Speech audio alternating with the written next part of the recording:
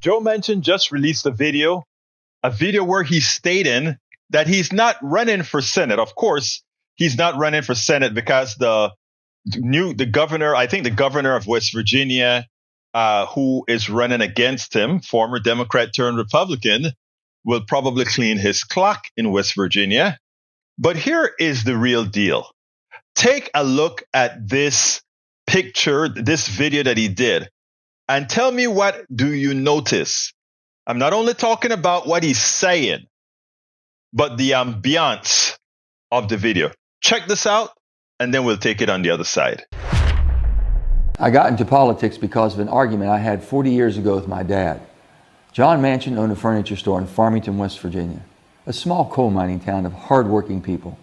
And one day our local state representative came in and asked Dad for a favor, saying, "You owe me for all the things I've done for your little town."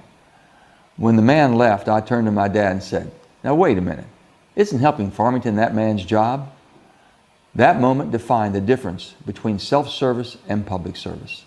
When I told my dad that I was going to run for office, he said, "Oh, Joe, politics is a bad business. I'm telling you right now, stay out of it." I didn't disagree that often with my father, but that time I did. I reminded him of the famous line from President John F. Kennedy's inaugural address, "Ask not what your country can do for you. Ask what you can do for your country." I was 13 when I first heard it, and I'm still inspired today by it. My family were devoted Catholics who immigrated from Italy and Czechoslovakia. So to us, President Kennedy was held in the highest regard, and I knew President Kennedy's words would sway my dad. It took him about a minute, but my dad said that he would support me running if I made a vow to serve all the people, friend or foe, and not just myself. That promise made to my dad all those years ago has been my guiding light. I've never cared about where good ideas came from, and I never blame one side for creating a problem, nor believed that only one side could fix them. When America is at her best, we get things done by putting country before party, working across the aisle, and finding common ground. Many times this approach has landed me in hot water, but the fight to unite has been well worth it. Today, West Virginia is attracting more investment, opportunity, and jobs than it has in decades. Here at home and across the country, we are building more roads, bridges, manufacturing plants, and energy infrastructure than almost any time in America's history. After months of deliberation and long conversation with my family, I believe in my heart of hearts that I have accomplished what I set out to do for West Virginia. I have made one of the toughest decisions of my life and decided that I will not be running for re-election to the United States Senate. But what I will be doing is traveling the country and speaking out to see if there is an interest in creating a movement to mobilize the middle and bring Americans together. To the West Virginians who have put their trust in me and fought side by side to make our state better, it has been my honor of my life to serve you. Thank you. Every incentive in Washington is designed to make our politics extreme. The growing divide between Democrats and Republicans is paralyzing Congress and worsening our nation's problems. The majority of Americans are just plain worn out. Our economy is not working for many Americans, from the rising cost of food and fuel and everything in between. We have a border crisis with illegal drugs entering our country and killing Americans every day. Our national debt is out of control, and Americans don't feel safe, even in their own communities. We are providing critical aid to two of our allies, fighting wars for their survival. And we must prevent being pulled into a major war ourselves. These are not Republican or Democratic challenges. These are American challenges. They affect every one of us, and we need to face them together. I know our country isn't as divided as Washington wants us to believe. We share common values of family, freedom, democracy, dignity, and a belief that together we can overcome any challenge. We need to take back America and not let this divisive hatred further pull us apart. Public service has and continues to drive me every day. That is the vow that I made to my father over 40 years ago, and I intend to keep that vow until my dying day.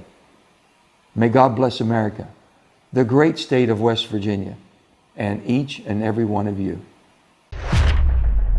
All right. You listened to the video. What you heard was somebody who was attempting to run for the presidency. And by the way, while a lot of people are thinking he wants to run as an independent, my gut feeling tells me that what this guy is attempting to do is actually run as a Democrat replacing President Biden. I mean, I could be wrong.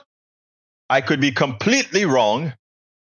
But I think he's creating all kinds of avenues here. He can't win the Senate anymore. But look at the ambiance. It looks sort of presidential. He looks, compared to Biden, fairly young and vibrant. And he actually tries to make sense about bringing the country together. And, you know, everybody wants to bring the country together. But it is politicians like Joe Manchin that is keeping the country apart with their false statements on economics, with their false statements on so many other things. If we just stand up for what Americans are really asking for, if we just simply provide as a baseline all the things that Americans say that they want, it would be simple. It would be simple. It is not Democrats that are dividing the country. It is not the left that is dividing the country. It is the liars that are dividing the country. It's the liars that are telling folks that these other folks have horns that are dividing the country. And Joe Manchin has made himself an appendage of those folks. And in fact, absent what he did by destroying Build Back Better, we would have built back better. The economy would be better. And if we then pass laws to prevent the thugs that run corporations from stealing people's monies, and we can go into that with another video thereafter, we wouldn't be in the situation that we're in now. It is important, folks, that we're not snowed by this. We spend a lot of time deconstructing the news, trying to parse it into a form that everybody can understand. We try to find those little nitpicks where it flies above the fray, etc. If you really like these videos that we do, I want to ask a big favor. Please go ahead. Number 1, subscribe to our channel. And number 2, please join if you can. Thank you so kindly for watching. Keep watching. Please remember to share. We must populate the entire internet with our progressive message, a message that we know is what most Americans say that they want. So help us, please join.